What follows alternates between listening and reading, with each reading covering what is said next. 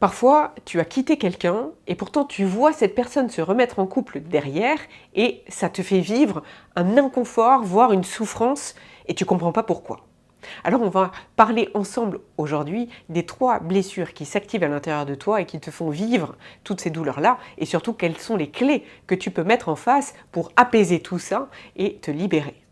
Évidemment, on n'est pas en train de parler là des blessures qui sont hyperactives quand tu te fais quitter et que tu vois la personne, soit qu'elle t'a quitté pour quelqu'un d'autre, soit qu'elle retrouve l'amour derrière toi. Là, on est dans un autre schéma dont on parlera éventuellement dans une autre vidéo. Si ça vous intéresse, mettez-le moi en commentaire.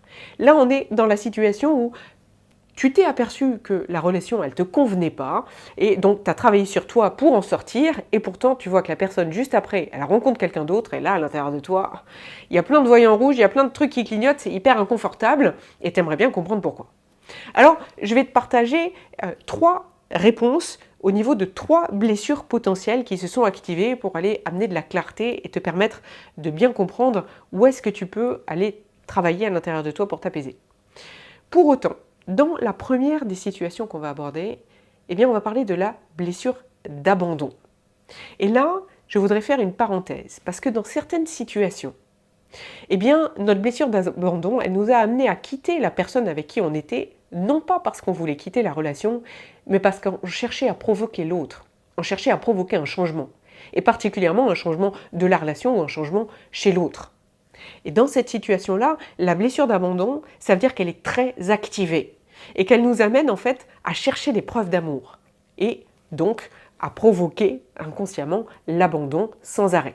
Dans ces situations-là, je vous invite plutôt à faire appel à un professionnel, que ce soit de me contacter pour rentrer dans mon programme de libération à côté, puisque j'ai oublié de me présenter, mais en fait, je m'appelle Sarah Jane Dehaele et j'accompagne depuis des années des personnes qui ont des blessures actives à se libérer de tout ça pour avoir des relations plus choisies et surtout épanouies et à entrer dans la liberté. Et donc je suis passionnée par ces sujets et c'est ce qui m'amène à faire des vidéos sur Instagram, sur LinkedIn et aussi sur YouTube. Mais vous pouvez aussi faire appel à d'autres thérapeutes. Je ne suis pas en train de faire ma promotion. Je suis juste en train de vous dire que pour sortir de cette blessure active, c'est extrêmement difficile de le faire soi-même parce que justement, on s'abandonne. Donc on va rejouer les choses inlassablement et le faire avec quelqu'un de compétent va être beaucoup plus efficace et surtout beaucoup plus puissant. Si en revanche, vous avez bien fait le job, et que vous êtes vraiment sorti de cette relation, non pas parce que vous cherchiez à provoquer quelque chose chez l'autre, et qu'en fait il y avait toujours une part de vous qui était encore attachée à cet autre, et qui avait encore envie d'être en relation avec cet autre, et que vous sentez qu'il y a de l'inconfort, eh c'est peut-être quand même la blessure d'abandon qui est venue s'effilocher, et qui n'est pas active au point de vous handicaper, mais par contre, c'est elle qui fait mal. Pourquoi ? Parce qu'elle fait revivre cette sensation d'abandon, où on a la sensation en fait que l'autre, en aimant quelqu'un d'autre, eh bien, il nous abandonne. On se sent très très seul. Donc, à ce moment-là, c'est simplement prendre conscience du schéma qui se joue, se souvenir de pourquoi on était parti, de pourquoi cette relation ne nous convenait pas, de se réjouir, de se redonner beaucoup de joie, en se disant que ça va être notre tour, à nous aussi, de rencontrer une relation qui nous épanouira. La deuxième des blessures qui peut être affectée par cette situation, c'est la blessure de rejet.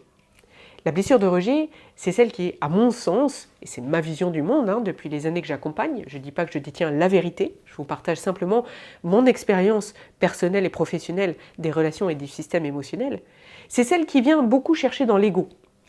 Et donc forcément, eh bien, quand on quitte quelqu'un, on n'a pas envie que tout de suite derrière, il semble être plus heureux ou que si c'est un homme ou plus heureux si c'est une femme. Quelque part à l'intérieur de nous, de voir ça, c'est douloureux.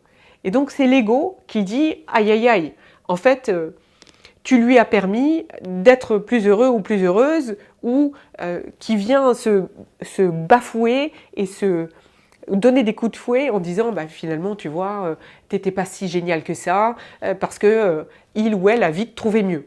Et donc cette blessure-là, elle se frappe là-dessus en étant extrêmement déçue et en se maltraitant et en se diminuant. Et c'est celle aussi qui va avoir tendance à réveiller le petit saboteur qui est sans arrêt dans la comparaison à l'extérieur. Et donc forcément, qui va comparer ce que l'autre a à ce que moi j'ai. Comment l'apaiser, cette blessure-là, et comment apaiser ce saboteur? C'est d'aller se donner de l'amour à l'intérieur en disant, mais au final, ok, super, mon ex a trouvé quelqu'un de formidable et est en train de s'épanouir, et c'est super. La personne avec laquelle il ou elle s'épanouit aujourd'hui, c'est pas du tout peut-être quelqu'un qui serait bon pour moi. Et donc c'est simplement me réjouir pour l'autre. Parce que quand je rentre dans cet amour inconditionnel pour l'autre, eh bien je vais pouvoir apaiser à l'intérieur les choses en moi et rentrer dans une énergie de joie, dans une énergie de gratitude, dans une énergie de paix.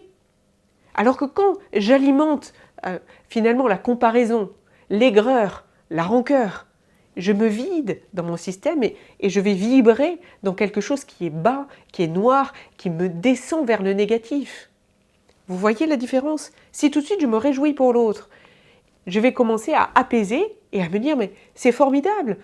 Je vais me raconter maintenant l'histoire que ça confirme que cette personne, elle n'était pas pour moi, puisque aussi vite elle a rencontré quelqu'un d'autre. Ça veut dire que finalement, j'ai bien fait de me libérer de cette relation et je vais pouvoir mettre mon énergie à me réjouir pour cette personne et à me réjouir pour l'avenir qui m'attend. Et la troisième des blessures qui s'activent dans ces situations qui peuvent faire mal, c'est la blessure d'injustice.